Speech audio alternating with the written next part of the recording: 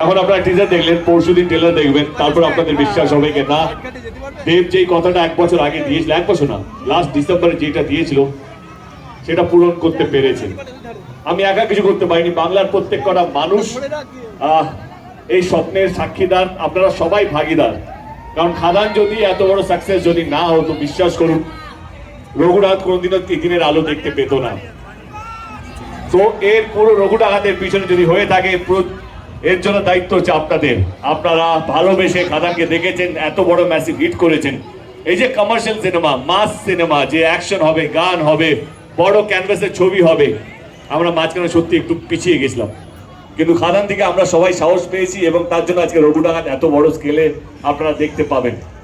আমি বড় কথা বলছি না, যারা যারা দেবকে বিশ্বাস করেন, যারা যারা আমার পরিশ্রমকে বিশ্বাস করেন, তাদেরকে একটাই কথা বলবো যে রঘু ডাকাত দেখার পর আপনারা আরো বেশি প্রাউড ফিল করবেন যে বাংলায় আমরা এখন প্রস্তুত বড় ক্যানভাসের ছবি করার জন্য।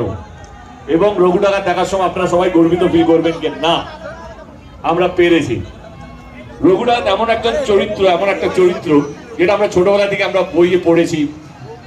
ঠাকুমা দিদারা আমাদেরকে ছোটবেলায় গল্প শুনিয়েছে যে আমাদের বাংলা একটা ডাকাত ছিল, তার নাম রঘু, রবিন হুড ছিল, যে সাহেবদের কাছে বা জমিদারের কাছে লুট করে গরিবদের বিলিয়ে দিত। হায় হায় হায় হায় হায়,